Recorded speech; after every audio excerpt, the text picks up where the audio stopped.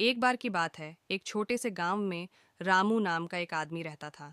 रामू बहुत ही आलसी था, लेकिन उसकी शरारतों से पूरा गांव परेशान रहता था। एक दिन गांव में एक बड़े मेले का आयोजन हुआ। मेले में कुश्ती प्रतियोगिता भी थी और विजेता को एक बड़ी इनामी रकम मिलने वाली थी। रामू ने सोचा कि यह अच्छा मौका है बिना मेहनत किए पैसा कमाने का। वह कुश्ती में हिस्सा लेने का निर्णय करता है। गांव के लोग हैरान थे क्योंकि रामू ने कभी कोई शारीरिक काम नहीं किया था और उसे देखने में ही पता चल रहा था कि वह कुश्ती के लिए बिल्कुल तैयार नहीं है। रामू मेले के दिन नए कपड़े पहनकर अखाड़े में पहुंचा।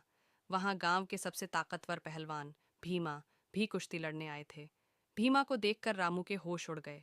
भीमा का कद तो रामू के 2 गुने से भी ज्यादा था और उसकी मांसपेशियां किसी पहाड़ जैसी लग रही थीं।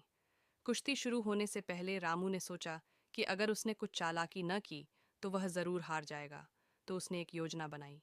कुश्ती शुरू होते ही रामू भीमा के पास जाकर उसके कान में कुछ फुसफुसाया। भीमा अचानक डरकर पीछे हट गया और लड़ाई बीच में ही रोक दी। दर्शकों को समझ नहीं आया कि क्या हुआ, लेकिन रामू ने यह मौका नहीं छोड़ा और अखाड़े के बाहर भाग गया।